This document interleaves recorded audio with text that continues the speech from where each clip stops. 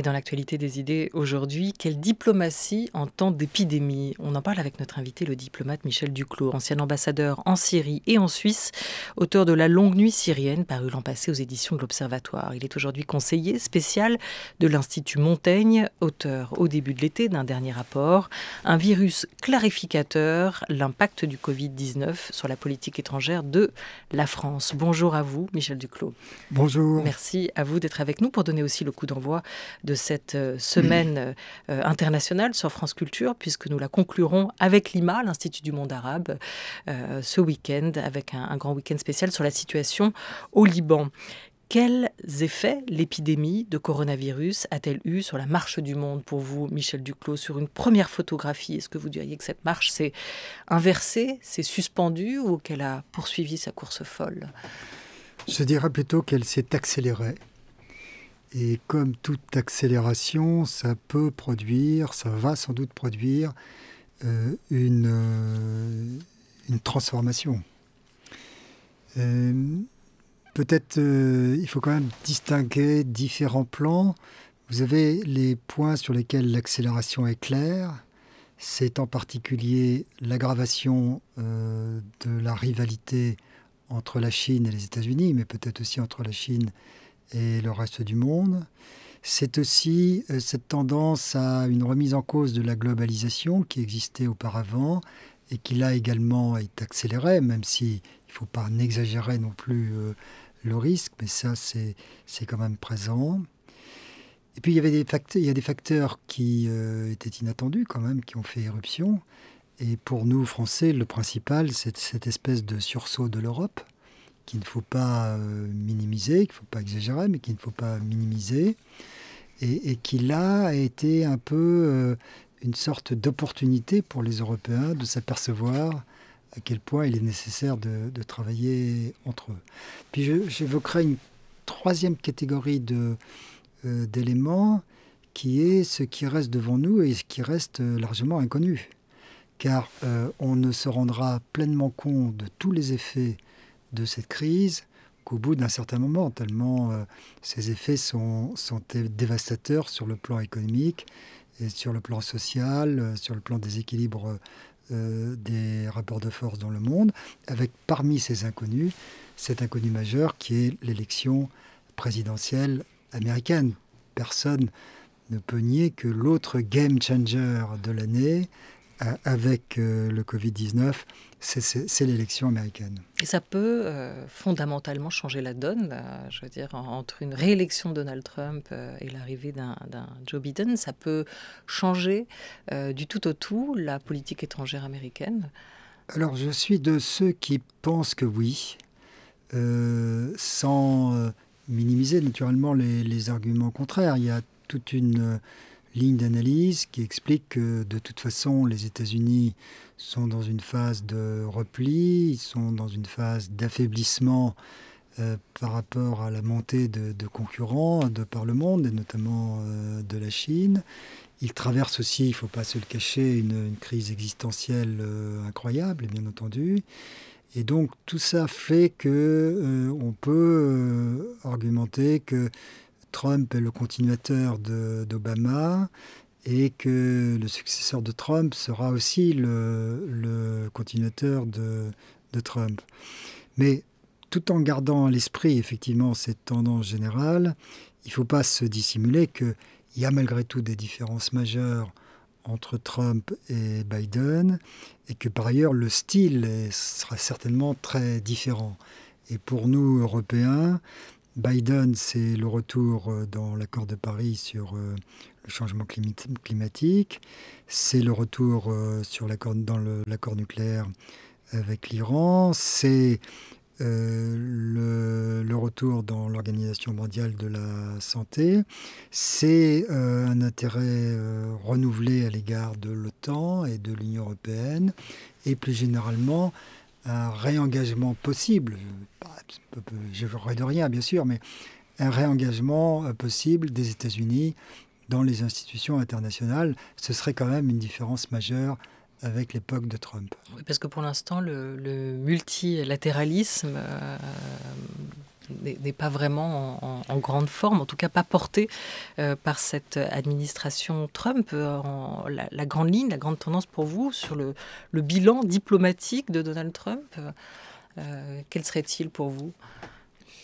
C'est d'avoir démoli, c'est d'avoir achevé de déconstruire un certain nombre de piliers de l'ordre mondial qui avaient été construits par les Américains eux-mêmes après la Seconde Guerre mondiale et que Trump s'est attaché à détruire. Et ça, ce ne sera que partiellement réversible, d'autant plus que les Chinois, les Russes, pour d'autres raisons, eux-mêmes sont dans une phase de déconstruction de cet ordre qu'on a parfois appelé l'ordre libéral international, quelle que soit la formulation. On peut dire aussi que ce n'était pas un vrai ordre, que c'était un désordre, mais il y avait quand même un certain nombre d'institutions qui structuraient un tant soit peu les relations internationales. Vous évoquez la Chine, vous évoquez la Russie. La Russie, on a tendance à penser que c'était le siècle d'avant. La Chine, celui-ci. En tout cas, cette confrontation sino-américaine, est-ce qu'elle vous inquiète? Est-ce qu'elle pourrait devenir ou advenir mettre au jour une sorte de nouvelle guerre froide du XXIe siècle qui structurerait, plus qu'on l'imagine aujourd'hui, les relations internationales? Alors, il y aura une polarisation. Ça paraît à peu près clair. Une polarisation dominée notamment par cette rivalité sino-américaine.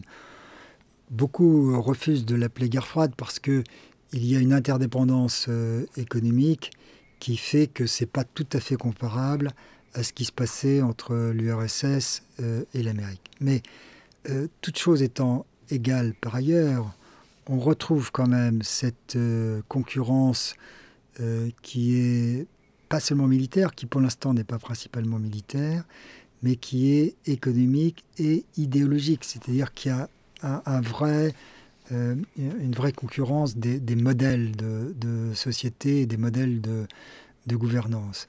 Il faut espérer que les facteurs de rapprochement économique et les facteurs aussi de défis communs, notamment le changement climatique, fournissent une sorte de garde-fou à la rivalité.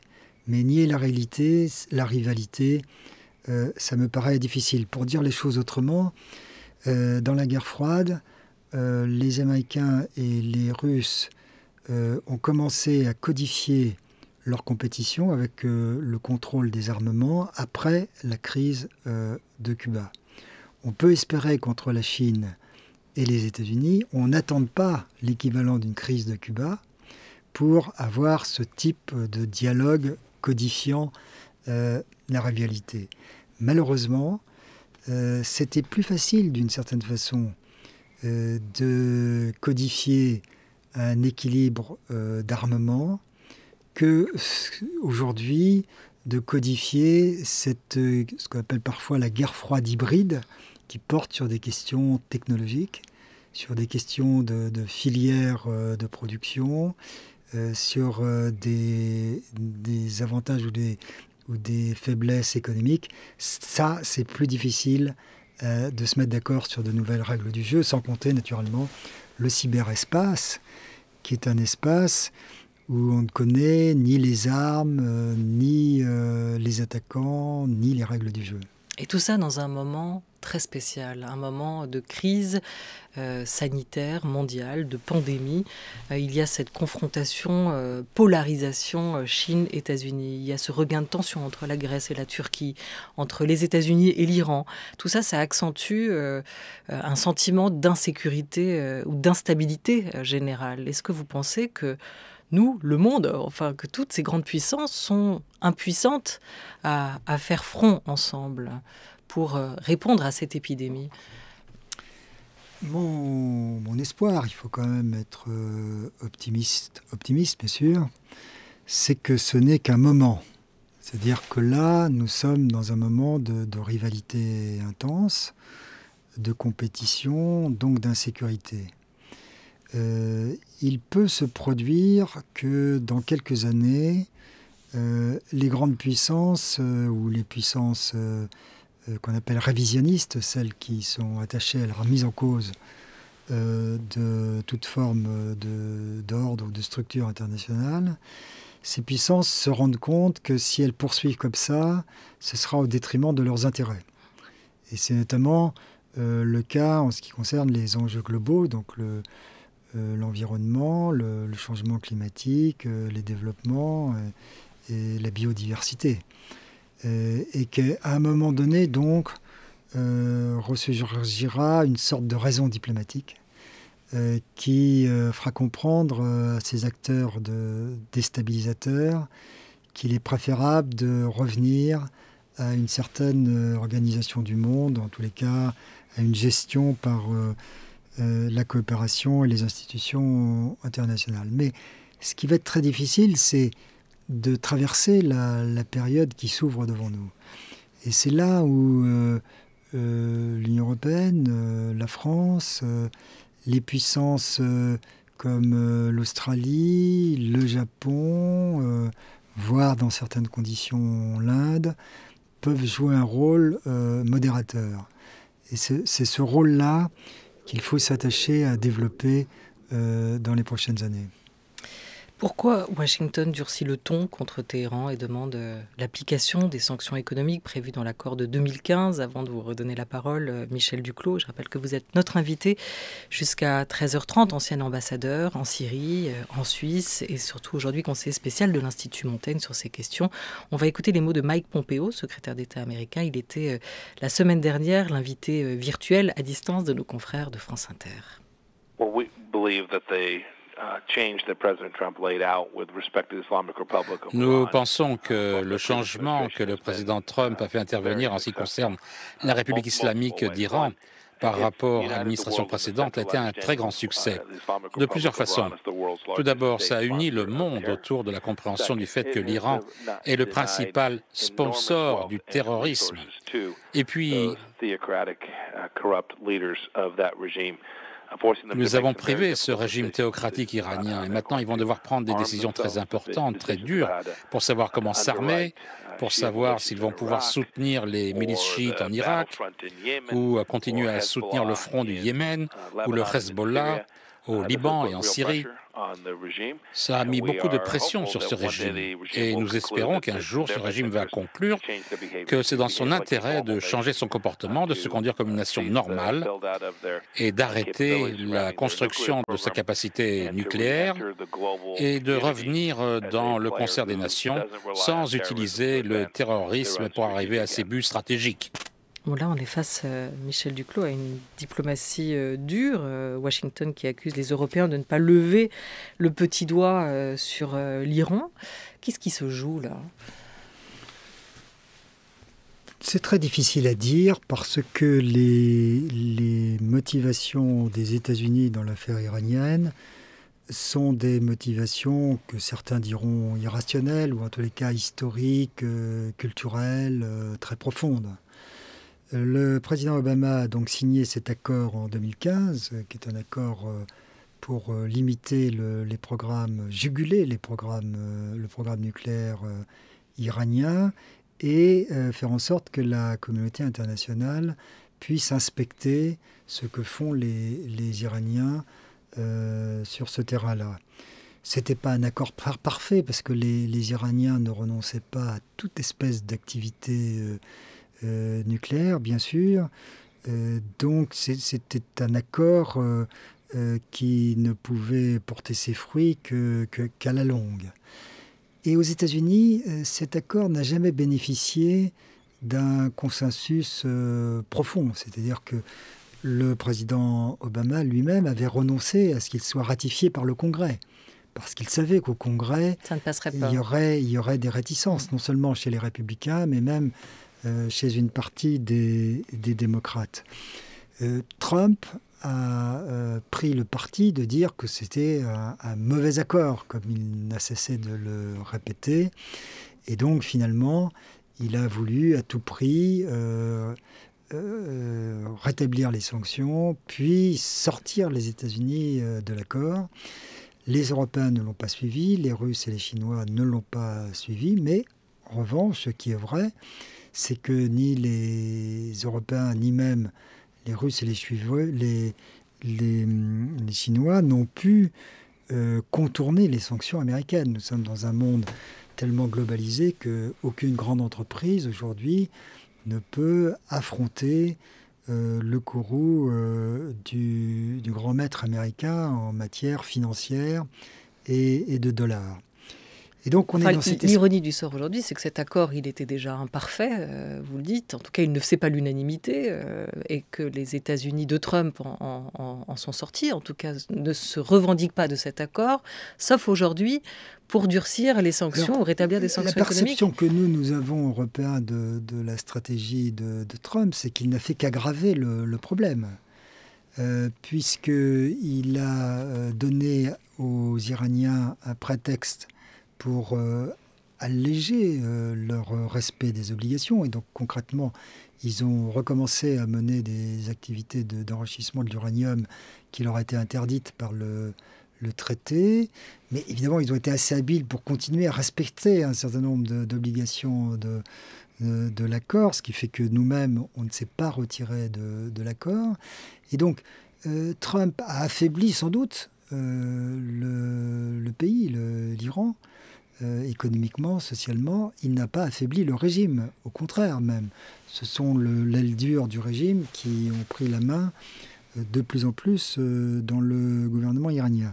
Et donc le dernier épisode auquel on assiste, c'est quelque chose d'assez incroyable, c'est que c'est les Américains qui décident que l'ONU a rétabli les sanctions, alors même que le Conseil de sécurité dit qu'il ne peut pas suivre les Américains, puisque les Américains ne sont plus membres de l'accord, ne sont plus États membres, ne sont plus États parties de l'accord. C'est donc comme si, par exemple, la France disait « mais l'Union européenne a pris telle et telle position », alors même que l'Union européenne aurait refusé de suivre la France sur tel ou tel dossier. C'est une situation quand même un peu invraisemblable, de réalité parallèle de la part des États-Unis, qui, il faut le dire, correspondent sans doute davantage à une logique de politique intérieure qu'à une logique de politique internationale. Voilà, et ce que vous dites, c'est que si les diplomaties européennes tiennent tête à Washington sur ce dossier, il n'est pas bien sûr de toute façon que les acteurs économiques, les entreprises présentes françaises ou européennes présentes en Iran, elles, dans ce rapport de force, iront jusque-là. Non, mais c'est-à-dire, les entreprises françaises ou européennes ou d'autres pays se sont déjà retirées d'Iran, si vous voulez. Donc le sujet n'est pas là. Le sujet, c'est un rapport de force politique. Alors, beaucoup de gens disent, mais les Européens se sont couchés parce que les entreprises européennes se sont retirées. Je crois que c'est une mauvaise analyse. En fait, ce qui est important, c'est que sur le terrain politique, les États européens ont résisté aux États-Unis et ont contribué à l'isolement des États-Unis. Et ils ont permis de ce fait que l'Iran reste au moins largement, au moins dans une certaine mesure, dans l'accord nucléaire. Et pourquoi c'était important ? Parce que s'il y a changement d'administration à Washington, une administration Biden pourrait encore aujourd'hui rejoindre le JCPOA si les Iraniens étaient partis, si les Européens étaient partis, s'il n'y avait plus d'accord nucléaire, cette option aurait été fermée à une éventuelle nouvelle administration américaine. Allez, un dernier mot sur les Nations Unies, puisque vous les avez évoquées. L'Assemblée générale s'ouvrira demain de manière virtuelle. Si aphone en ce moment cette grande organisation qu'est l'ONU, est-ce que vous pensez qu'elle a encore un rôle à jouer à l'avenir pour garantir la paix, ou est-ce qu'à 75 ans, elle est d'une autre époque, cette vieille dame ? Je reviens à mes propos antérieurs, ça dépend beaucoup des États-Unis, de la Chine, alors, qui en veut encore ? De l'Union européenne. Pour l'instant, si vous voulez, on est dans un monde sans règles, avec des structures internationales très faibles, parce que les Nations Unies n'avaient pour soutien que les États-Unis, la Chine, la Russie et l'Europe.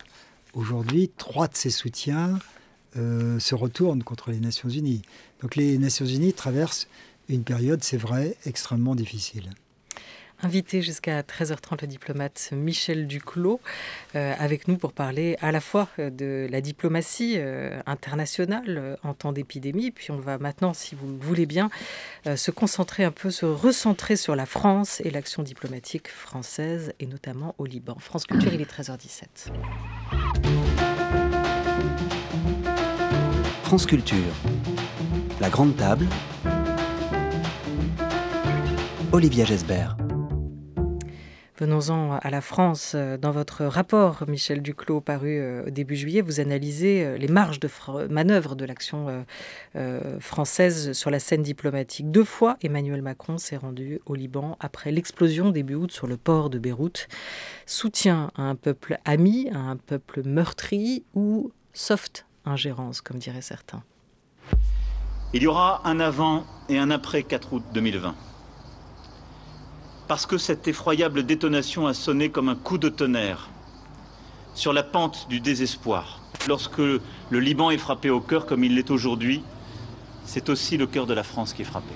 Je sais votre détresse et je comprends votre colère. Je ne suis pas là pour cautionner quelque régime ou quelque politique que ce soit. Mais je suis là et c'est mon devoir pour vous aider en tant que peuple. Dites-leur que moi je suis venu aider ce matin et que je vais aller parler à toutes les forces politiques pour leur demander un nouveau pacte. Et je reviendrai pour le 1er septembre. Et s'ils ne savent pas le tenir, je prendrai mes responsabilités avec vous. Je vous remercie, Monsieur le Président. Bonjour, messieurs, dames. Je suis heureux de revenir comme je l'avais promis à Beyrouth. Ma position est toujours la même, c'est celle de l'exigence sans ingérence. Je suis là aujourd'hui. Je vais leur proposer un nouveau pacte politique cet après-midi et je reviendrai pour le 1er septembre. J'ai vu qu'un processus s'était enclenché ces dernières heures qui a permis de faire émerger une figure en tant que Premier ministre. Il ne m'appartient aucunement ni de l'approuver ni de l'adouber. C'est la souveraineté libanaise qui est ici en jeu. L'exigence sans ingérence, cette exigence allait rester lettre morte pour l'instant. Michel Duclos, toujours pas de gouvernement au Liban. Comment vous regardez l'intervention française au Liban, celle directement du président de la République, Emmanuel Macron? Alors d'abord, je la soutiens, parce que connaissant un peu le Liban, je crois que les Libanais eux-mêmes attendent cela de la France. Ceci dit, je suis obligé de constater que la ligne de partage entre l'ingérence et le soutien est difficile, naturellement. Et c'est clair que le président de la République, dans les passages que vous avez sélectionnés, est sur une corde raide, n'est-ce pas? Il veut à la fois être à l'unisson de ses interlocuteurs libanais. Il se rend bien compte, bien sûr, qu'il n'est pas libanais. C'est une puissance. La France reste une puissance extérieure. Ce qui plaide pour le rôle que joue la France et Macron en l'occurrence, c'est qu'il est quand même le porte-parole, sinon de la communauté internationale, au moins de ce qu'on appelle les bailleurs de fonds, c'est-à-dire les pays qui s'intéressent en profondeur au Liban. Et la France joue ce rôle depuis un certain nombre d'années, depuis au moins Jacques Chirac et sans doute avant Mitterrand, etc. Et là, il exprime pas seulement un pays ami du Liban, il exprime pas seulement la voix de l'ancienne puissance mandataire, il est le porte-parole d'une partie de la communauté internationale qui s'intéresse au Liban et qui dit aux Libanais, on ne peut vous aider que si vous nous aidez à vous aider, que c'est la formule de Le Drian. Donc on ne peut apporter des crédits pour relancer votre économie que si vous consentez aux réformes économiques nécessaires. Et vous ne pouvez procéder à ces réformes économiques indispensables que si vous changez quand même un peu votre système de gouvernement. Mais est-ce que la classe politique libanaise a vraiment envie d'être aidée? C'est non, aussi la question. Est-ce qu'elle est prête à bouger et à évoluer? Oui, d'une visite à l'autre, d'ailleurs, le président a un tout petit peu modifié son langage, puisque il se rend bien compte qu'il est obligé, malheureusement, de travailler avec la classe politique libanaise. Et c'est clair que le retard pris dans la formation du gouvernement, la personnalité même de Mustafa Hadib, qui n'est pas vraiment un rénovateur du système, l'insistance mise par le Hezbollah sur l'obtention du ministère des Finances, tout ça montre bien qu'il y a des facteurs de viscosité dans le système libanais, dans la classe politique libanaise, qui tirent le pays en arrière. Et en même temps, c'est notre rôle, c'est notre vocation, et je crois que c'est le style particulier de Macron, de quand même insister, d'essayer malgré tout d'obtenir le changement. Et là, probablement qu'il a raison. Vous avez été ambassadeur en Syrie, Michel Duclos, pays voisin, frontalier du Liban. Quand on connaît la Syrie, on connaît aussi très bien la situation au Liban. Le Liban qui reste une aire de jeu pour toutes les puissances régionales. Qu'est-ce que vous pensez? Que ce pays sera une fois encore assez résilient pour s'en sortir, pour se relever? Vous avez dû entendre, comme nous tous, le cri de révolte et de contestation de la population qui avait commencé bien avant l'explosion qui a pu avoir lieu sur le port de Beyrouth et qui a à nouveau fragilisé une ville, une économie, une population. Est-ce que vous pensez que le pays va pouvoir se relever de cette énième crise? Il ne faut pas abuser du mot résilience. Bien sûr, tous les peuples sont résilients, pas seulement les Libanais en particulier, bien sûr. Mais ma terreur, c'est est-ce que les forces vives vont rester au Liban? Ça, c'est même pas de l'inquiétude, c'est de la terreur. Ah oui, c'est de la terreur, parce que en Syrie, vous savez, le pays se vide progressivement des forces vives que le régime n'a pas tuées. C'est ça l'enjeu dans ce genre de pays. Le Liban n'en est pas là. Le Liban a gardé des libertés publiques. La parole est libre. Il y a certainement une forme de démocratie qui reste vivante. Mais aujourd'hui, 55% des gens sont en dessous du seuil de pauvreté et probablement 25% ou 22% en dessous du seuil d'extrême pauvreté. Et effectivement, il y a un désespoir dans la société civile, dans la rue, qui, pour l'instant encore, s'accroche à la possibilité d'un changement. Mais très vite, beaucoup de gens quittent le pays. C'est ça qui m'inquiète le plus, si vous voulez. Voilà, 2 conférences sont encore attendues en octobre, 2 nouvelles échéances sur cette intervention de la France au Liban, intervention diplomatique 100 ans. Est-ce que voyez-vous un tournant dans la politique étrangère d'Emmanuel Macron ou au contraire c'est le tournant dans la continuité de ce qui se faisait jusqu'ici par des prédécesseurs, à commencer par Jacques Chirac? Le président Macron est dans le sillage de l'action traditionnelle de la France. Je serais même un peu provocant. Je crois que son histoire personnelle ne le portait pas particulièrement à s'intéresser au Liban. Ça n'a pas été une des priorités de ses premières années de mandat. Mais là, c'est un peu l'histoire qui appelle. Et ce sont les Libanais eux-mêmes qui demandent que la France s'investisse.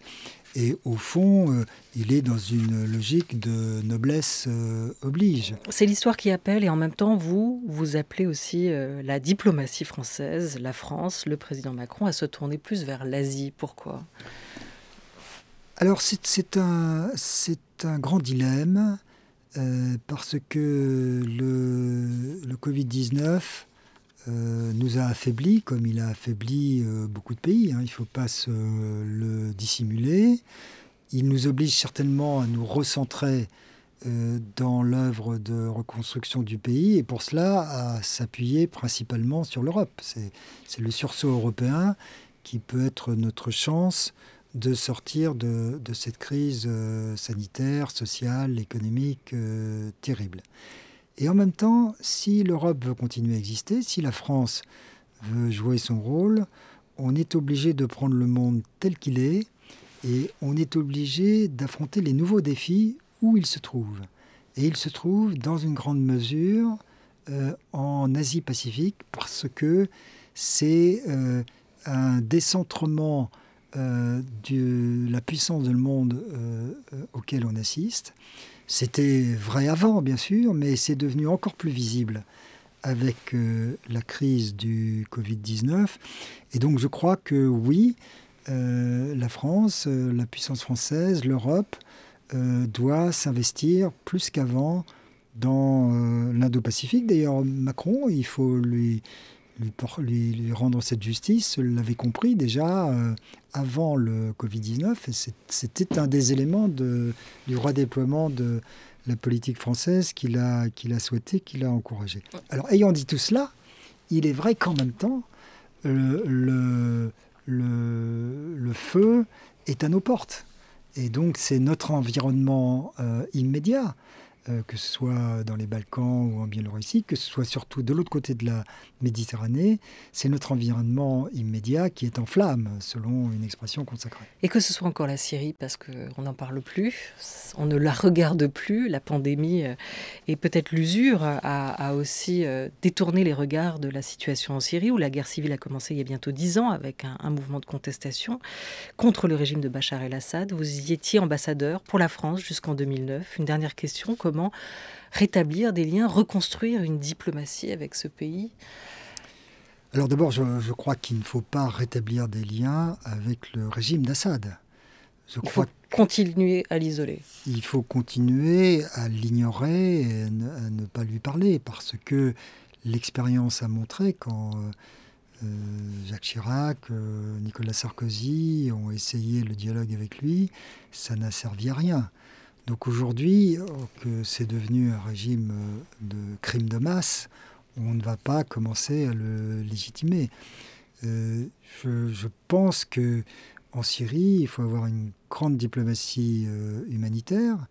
Il faut avoir le plus possible la main tendue aux Russes ou à d'autres acteurs qui peuvent peser sur le destin de la Syrie.